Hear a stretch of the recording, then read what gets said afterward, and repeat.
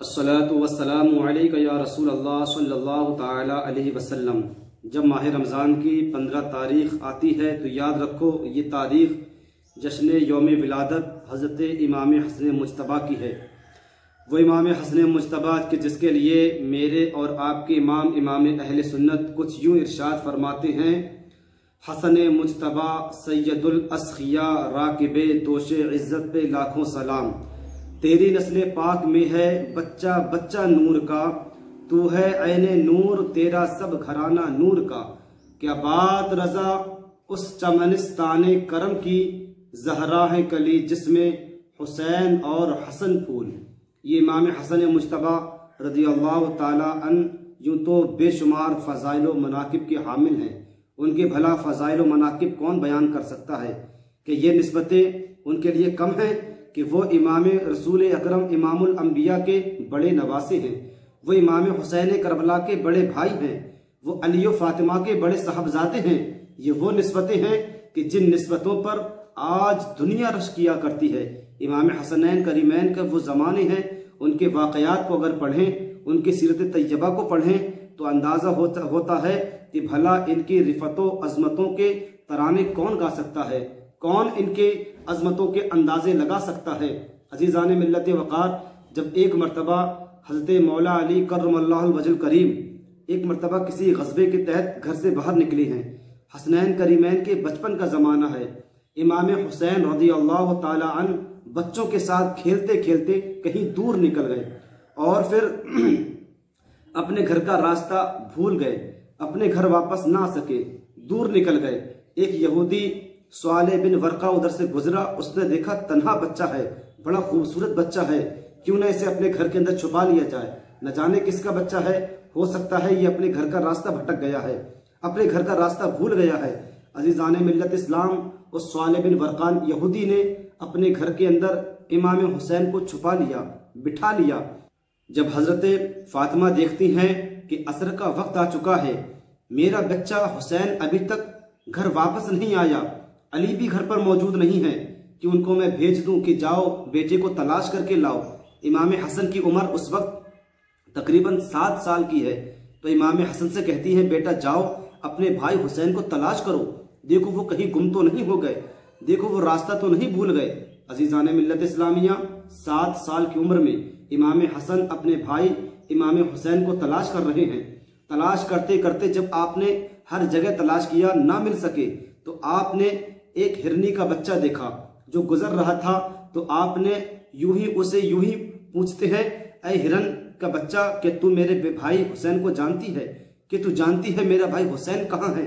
अल्लाह तबारक व तआला का फजल करम, अल्लाह रब्बुल इज्जत ने उस हिरन के बच्चे को कुव्वते गोयाई अता फरमाई, बोलना अता फरमाया, और वो अपनी जबान से कहती है, बोलकर बताती है, ऐ भाई हसन, आपका प्यारा भाई हुसैन, उसको स्वाले बिन वर्का यहूदी ने अपने घर में छुपा कर रखा है, आप उसके घर पर तशरीफ लेकर जाएं और उससे पूछें कि मेरे भाई कहाँ है, मेरे भाई को वापस कर। इमाम हसन मुज्तबा ने जब उस हिरनी की जबान ये बात सुनी तो आप फौरन उस स्वाले बिन वर्का यहूदी के मकान पर पहुंचे और जाकर इरशाद फरमाते हैं, ऐ यहूदी, मेरा भाई हुसैन मुझे वापस कर, और अगर तू वापस नहीं करेगा तो तू जानता है हम सादात घराने से हैं, सैयद घराने से हैं। क्या तुझे मालूम है कि मेरे बाप कौन है, मेरे वालिदा कौन है, मेरे नाना कौन है?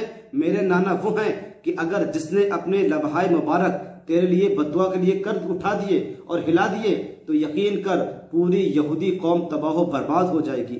और अगर मेरे बाप मौला अली मुश्किल कुशा को इस बारे में पता चला तो उनकी जुल्फ़िकार हैदरी किसी यहूदी को छोड़ नहीं सकती है। अगर मेरी वालिदा फातिमा ने अपने हाथों को उठा दिया और तेरी हलाकत की दुआ कर दी तो तेरा पूरा कुंबा खानदान, तेरा पूरा कबीला, यहाँ तक कि पूरी कौम यहूदी तबाह बर्बाद कर दी जाएगी। इसलिए बेहतर यह है कि तू मेरे भाई हुसैन को वापस कर दे। वो कहता है कि अगर आप इमाम हसन हैं और अपने भाई हुसैन को लेने के लिए आए हैं और सादात घराने से हैं तो पहले मैं आपको इमाम हुसैन तो वापस बाद में करूंगा, मैं पहले चाहता हूं कि आप मुझे कलमा पढ़ा करके मुसलमान कर दीजिए, मुझे इस्लाम में दाखिल कर लीजिए। इमाम हसन रज़ी अल्लाह ताला अन्हु की इस जुर्रताना अंदाज में बात करना, कलाम करना उनके अंदाज से वो यहूदी इतना मुतासिर हुआ और उसने देखा कि इस्लाम की ताकत ये हुआ करती है, इस्लाम की पावर ये होती है कि एक यहूदी कबीले के सरदार से इस अंदाज में बात करता है, इस जुर्रताना अंदाज से बात करता है, ये इस्लाम की ताकत है, ये इस्लाम की पावर है, इसलिए वो दाखिल इस्लाम हो जाता है। ये इमाम हसन मुज्तबा हैं कि जब एक मरतबा सफर के लिए निकले हैं और हजरत जुबैर के बेटे उनके साथ में हैं और जब किसी मकाम पर पहुंचे, जब भूख शिद्दत से हुई, एक बाग के अंदर कयाम फरमाते हैं और बाग के अंदर कयाम फरमाने के बाद आपने देखा उस बाग के तमाम दरख्त सूखे हुए हैं, किसी पर कोई फल नहीं, किसी पर कोई फल नहीं है।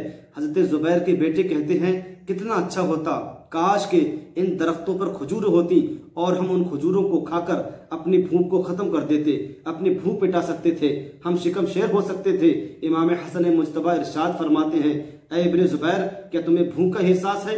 क्या तुम अपना पेट भरना चाहते हो, शिकम शेर होना चाहते हो?